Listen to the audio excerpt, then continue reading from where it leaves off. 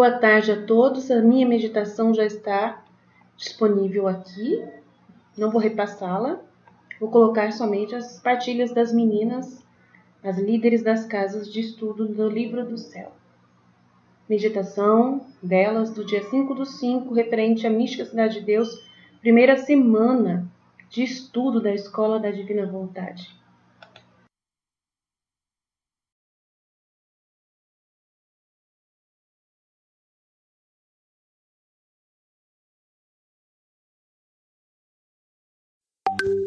Em nome do Pai que me criou, do Filho que me resgatou, do Espírito Santo que me santificou, divina vontade, reina na minha vontade.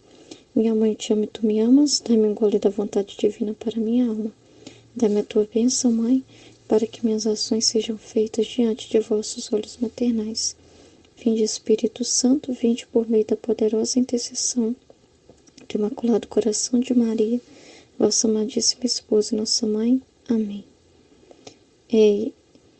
Esse início, né, é bonito porque na biografia e no relato das místicas, elas sempre são muito humildes, né, na forma de se colocar, assim, sempre reconheceram nada, pequenez, e todas no início demonstram um receio muito grande, dificuldades interiores que elas têm de escrever aquilo que lhes foi dado. Ou então também tem os momentos que eu acredito que sejam os testes mesmo que elas passam, de uma tribulação para escrever, seja até tentação do demônio, como aconteceu com Santa Faustina, né, que foi tentada a queimar o diário, né? Ou então quando vem aquele teste de não ser aceita por aqueles que são, né, que ela deve obediência e tal. E o Senhor quer realmente, né, aquela obediência delas de não fazer a obra naquele momento, de viver aquela privação, mas depois ele confirma isso novamente, o que ele quer, sempre confirma. Ele não, nada que ele começa, que o que é de Deus acontece. Passa por diversidade para provar mesmo aquela pessoa também que o Senhor tá usando como instrumento, para confirmar essa graça também nos outros, que direto ou indiretamente contribui também com a obra. E a Maria de Ágreda, ela vai entrar no mistério sublime, né? Porque é Nossa Senhora, estamos falando de Nossa Senhora, né? Então, é necessário toda uma purificação, estar em estado de graça, estar totalmente despida de si mesmo, de suas opiniões, dos seus gostos, para que não tenha nenhum empecilho para a obra de Deus, porque Nossa Senhora é o mundo de Deus, né? O céu de Deus, a cidade de Deus. Então, para entrar nessa cidade tem que estar totalmente purificado. E os anjos que são, né? Eles são esses que fazem esse exercício, né? Eles são os que ajudam nesse processo de purificação. Os anjos são, tem uma palavra, mas eu não consigo lembrar. Mas eles servem a Deus, né? Todo o trabalho. Então, ele trabalha nas almas, né? De purificar, de ajudar as almas, de guardar, de guiar, para fazer com que aquilo que é ordem de Deus se cumpra também. Então, eles ajudam as almas, eles são auxiliadores das almas. E eu acho interessante o ponto quando fala que os anjos vieram e purificou ela, mas não explica como, né? Aí me bateu uma curiosidade muito grande de saber como que foi essa purificação, porque eu me lembrei do livro de Isaías, né? Quando ele recebe o chamado, que ele ouve a voz de Deus, o chamado, e fala, né, que ele não sabe falar, que ele é apenas uma criança e sente esse mesmo temor, né, diante de algo tão grande. E os anjos vêm, acho que os anjos mesmos vêm, parece que com a brasa de fogo, né, toca os lábios dele. Eu não sei se é o anjo ou se é o próprio Deus, mas ele é tocado com a brasa de fogo, a língua dele, e é purificada. Aí fiquei pensando se foi mais ou menos isso que aconteceu com Maria de Ágreda. E ela sente a atração muito forte da graça, porque ouvir a voz de Deus, o chamado de Deus à alma, é algo que acende na alma um fogo de amor, é algo maravilhoso, né? Certamente faz com que ela fique totalmente atraída. Ela até fala, né, que estava atraída, né, no perfume de Deus, né? Então ela foi totalmente atraída, então ela foi logo, né, corresponder, porque é uma atração muito forte que ocorre ali no momento. Mas aí ela é barrada naquele momento, né, porque é necessário ser purificada, então ela sente uma certa frustração, né, deixa eu ir pro meu amado logo, né, ele tá me chamando, o meu coração deseja ele, então existe aquele desejo muito grande, ela já diz assim, o seu sim, aquela correspondência, mas aí os anjos falam, não, é necessário se purificar, para subir essas escadas é necessário purificar, você tem que ficar descalça, né, ou seja, você tem que ficar despida de tudo o que é humano, de tudo o que é seu. Nada disso é necessário, nada disso pode ter em você, isso, né, atrapalha a obra que Deus quer fazer em você. Você tem que ser um nada, um nada. Então você não pode mais tá em pecado, você tem que estar na graça de Deus. Você tem que ser humilde, né? Ficar descalça, porque aqui quem vai mandar é Deus, né? Quem vai ordenar é Deus. Quem vai ditar tudo é Deus. Então, e os anjos falam, não, é necessário se preparar. Eu sei que você tem um desejo, mas agora então se prepare, né? Já que você tem um desejo, agora é hora de preparar. E os anjos falam o tempo todo, não, a gente está aqui para auxiliar você. Você realmente não é nada por si mesma. Mas quando a obra é divina, não importa o instrumento que ele usa, não importa o instrumento. Sim, o seu desejo e o seu sim já é o suficiente. Então, e você também, a sua pronta obediência de corresponder é o suficiente. Então, se purifique, né? Fique descalça. Como aconteceu com Moisés lá, fique descalça. E o Deus vai fazer o que tem que fazer com você. E nós estamos aqui para a gente fazer as obras dele em você também, para contribuir com aquilo que ele nos ordenou também. Então, os anjos a preparam para isso. Então, é muito lindo esse processo né, de preparação mesmo para receber o tesouro de Deus, porque aquilo que Deus dá, as graças que Deus dá, a missão que Ele confia para cada um de nós, a gente pode até dizer sim, eu desejo, mas esse desejo é acompanhado também de uma mudança total, de uma purificação, de a gente abandonar todas as outras coisas, porque se a gente realmente deseja fazer a vontade de Deus, né, nosso chamado aqui, né, de viver na divina vontade, então a gente sabe que não tem como ir para a divina vontade, corresponder ao chamado que o Senhor faz, carregando as nossas tranqueiras com a gente, né, os apegos, os gostos, as preferências, as opiniões. Não pode ter nada humano. A gente tem que abandonar mesmo o apego humano. Todas as paixões, então tem que estar em estado de graça, tem que se preparar. Então tudo isso a gente tem que deixar de lado, porque se esse é o nosso tesouro, se é isso que a gente quer, então a gente já disse, ó, eu quero isso, então não preciso de mais nada. As outras coisas ficaram para trás, as outras coisas eu queria antes quando eu não conhecia esse bem. Agora que eu conheço esse bem, eu não preciso das outras coisas que eu achava que eu precisava. Não preciso, não. As outras coisas são muito pobres comparando com essa riqueza que está sendo apresentada diante de mim. Então, a gente tem que ter aquela entrega, né? Tipo, não adianta falar, eu quero isso, mas eu não quero abrir mão de coisas que eu julgo que são importantes. Então, não adianta. Então, não pode querer mais ou menos, né? Não pode também querer Deus no espaço apertado do coração. Ele é ciumento, né? Ele vai ocupar o espaço inteiro, ele não vai dividir com paixão, com apego, com nada disso, não. Então, isso também ele vai fazer com a gente, ele faz com a gente, nossa caminhada para o bem da nossa alma, para que a gente seja totalmente dele, né? Para que nós possamos ser também esse território onde ele possa habitar por completo. Amém? Em nome do Pai, do Filho e do Espírito Santo. Amém. Fiat. Em nome do Pai que me criou, em nome do Filho que me resgatou, em nome do Espírito Santo que me santificou. Divina vontade, reina na minha vontade. Ó minha mãe, eu te amo e tu me amas. Dá-me um gole da vontade divina para a minha alma.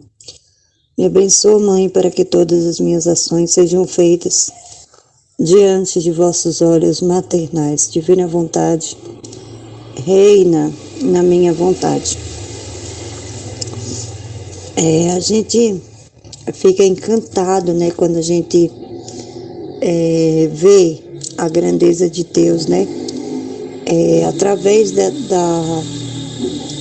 das meditações, né, de todo o processo de preparação das místicas, né, e com Santa Águida não foi diferente, né, ela teve essa preparação, né, esse esvaziamento, né, de si mesmo, para ela se colocar na dependência total de Deus, né, para ela ver que aquilo não vinha dela, né, que não podia vir dela, né, e aí ela passa por todo esse processo de purificação, né, purificação da alma, né?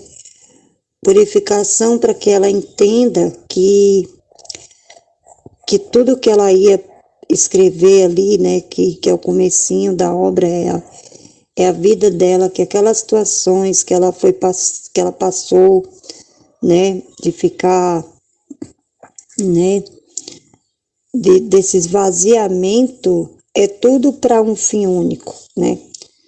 Que é fazer a vontade de Deus, né? Então, assim, eu vejo muito essa comparação, né? Que em todas as místicas, né? Elas têm que passar por esse processo, todas elas passam por esse processo de preparação, de esvaziamento de si mesmo, né? De não confiar em si mesmo. Essa é a questão que mais me chama atenção, né? É a questão da obediência, primeiramente, dela aceitar, escrever só pela vontade, para fazer a vontade de Deus, né? E dela não confiar nela mesma, dela fazer esse processo de esvaziamento, né? Que é um processo que a gente também passa, né? Quando Deus pede algo para nós, a gente também passa por essa preparação, né? E com ela não foi diferente. Com ela aconteceu todo aquele processo de preparação, né? De discernimento, né? Daquilo tudo que estava sendo falado, né? E eu vejo a ligação, né? Eu consigo ver, que é uma parte que me faz entender mais, fazer essa ligação entre os místicos, é justamente esse processo de esvaziamento. O primeiro é o processo da obediência, né? Porque para você poder fazer algo, você tem que ser obediente.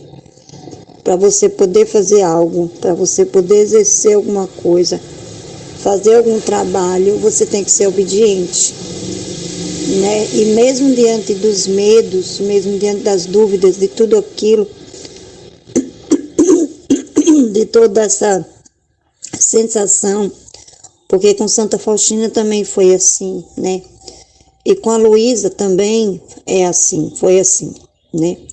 E com a Valtorta também é assim. Então, com Santa Águida foi a mesma coisa. Ela teve que se esvaziar totalmente, que confiar plenamente. Só a confiança dela em Deus foi que fez ela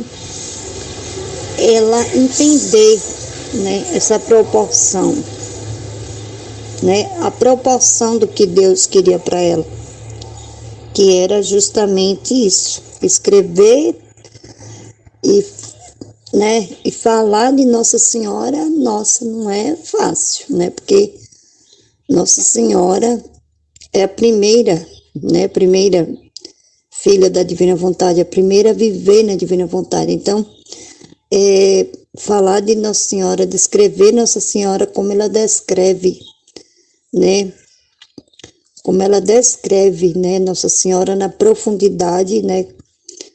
É uma obra muito grande. Então, quando a gente começa a ler a mística Cidade de Deus, a gente já começa a entender o tamanho da obra, porque só por tudo que a Cecília, a Águida passou, né, pelo processo dela de preparação, a gente já consegue, a gente já consegue ver, né, que tem mais, porque uma pessoa, quando ela começa a ler a mística Cidade de Deus, ela não quer mais parar, né, e aí é onde ela vai entendendo esse mistério, né, que ela precisava passar por esse processo de preparação, porque para tudo tem que haver um processo de preparação, né?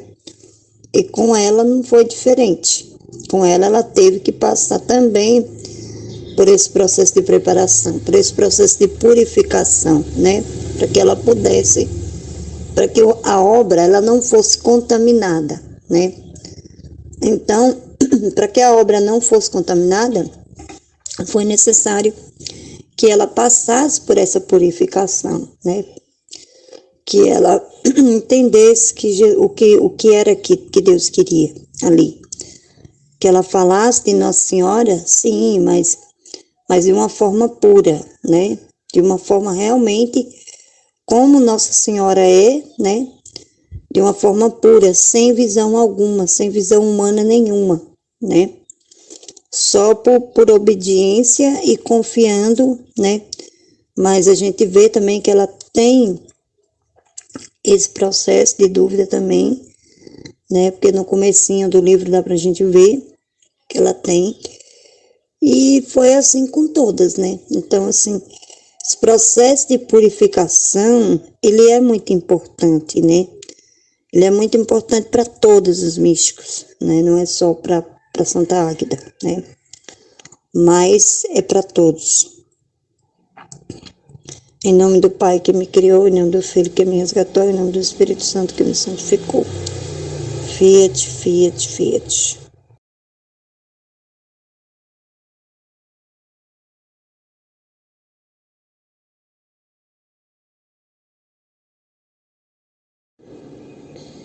Em nome do Pai que me criou, em nome do Filho que me resgatou, em nome do Espírito Santo que me santificou.